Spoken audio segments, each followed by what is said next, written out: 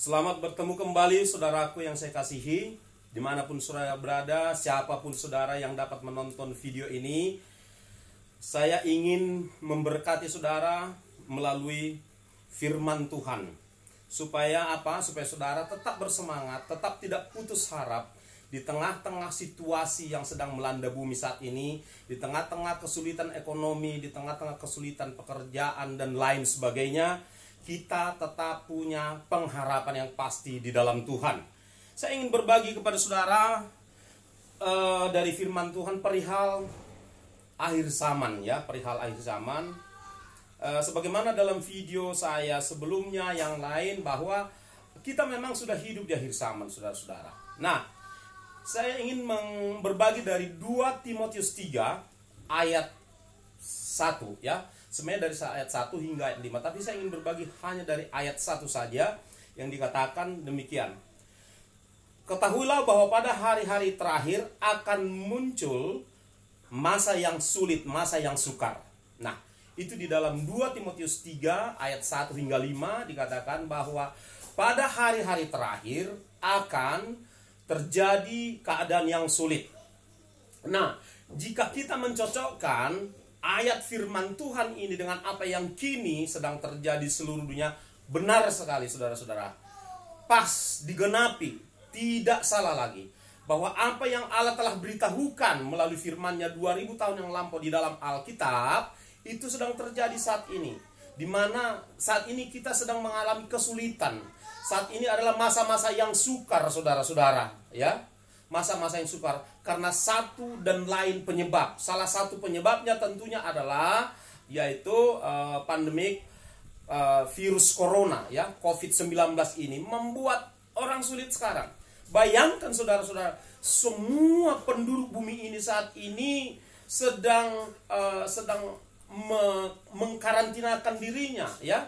Mengkarantinakan dirinya masing-masing, membatasi ruang gerak kita semua. Ada 6, mungkin hampir 7 miliar manusia yang hidup saat ini. Semua sedang dipersulit oleh keadaan untuk bergerak. Kita masuk dalam situasi yang tidak normal, ya. Kita tidak yang tadinya kita kerja, sekarang kita nggak kerja. Kita sedang berada di rumah kita masing-masing, menjaga diri karena adanya virus ini. Tetapi ini mungkin baru salah satu penyebab daripada kesulitan, kesukaran di akhir zaman. Mungkin akan terjadi lagi hal-hal yang lain. Dan itu pasti terjadi. Kalau Tuhan sudah beritahu, pasti terjadi, saudara-saudara, ya. Tuhan sudah beritahu melalui nabi-nabinya, dan yang dicatatkan di dalam Alkitab, saudara-saudara.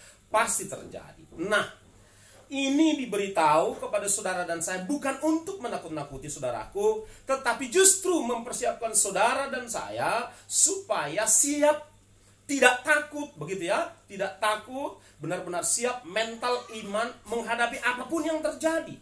Nah, kalau keadaan ini lebih buruk, kalau keadaan lebih buruk tersebut terjadi di depan kita, di usia kita, di generasi kita ini, kita udah nggak heran, kita udah nggak terkejut karena sudah diberitahu. Nah, oleh sebab itu firman Tuhan, Roh Kudus mempersiapkan hati saudara, mempersiapkan mental saudara, mempersiapkan iman saudara untuk tidak goyah, saudara-saudaraku. Itu dia tujuannya. Ini diberitahu supaya kita tahu, oh ya, pasti terjadi, sudah diberitahu. Nah, itulah sebabnya, saudara-saudara, pada saat ini firman Tuhan, perkataan Tuhan juga yang akan menguatkan saudara, ya. Dari mana? Yaitu dari Ibrani 13 ayat yang ke-5b, ya. Ibrani, kitab Ibrani 13 ayat yang ke-5b demikian. Aku sekali-kali tidak akan membiarkan engkau. Aku sekali-kali tidak akan meninggalkan engkau. Itu yang dikatakan. Nah, ikuti saya, saudara. Ikuti saya, katakan. Tuhan, katakan, ikuti saya. Tuhan sekali-kali tidak akan membiarkan aku, katakan, ya. Ikuti ya, sekali lagi.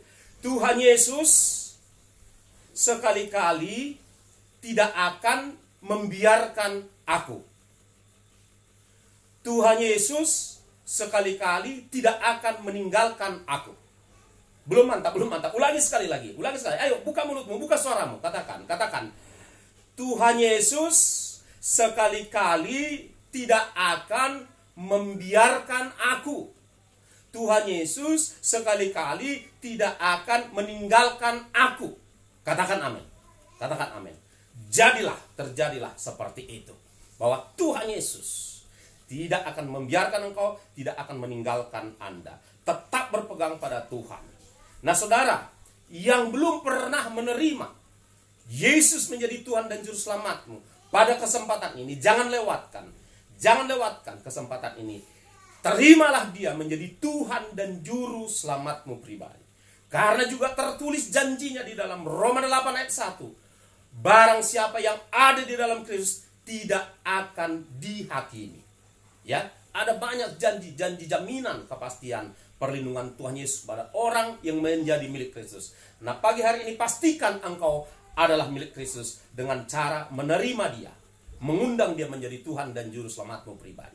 Mari, angkat tanganmu, katakan, Bapa di sorga, ayo ikuti, katakan, Bapa di sorga, dalam nama Tuhan Yesus, aku saat ini percaya kepadamu, mengundang engkau menjadi Tuhan dan Juru Selamatku pribadi. Aku mau, katakan, aku mau menjadi milik Kristus, supaya aku masuk bilangan orang yang dipelihara di akhir zaman, masuk bilangan orang yang diselamatkan, masuk surga untuk selama-lamanya. Dalam nama Tuhan Yesus, katakan amin. Katakan amin. Jadilah seperti itu. Tuhan Yesus memberkati. Shalom.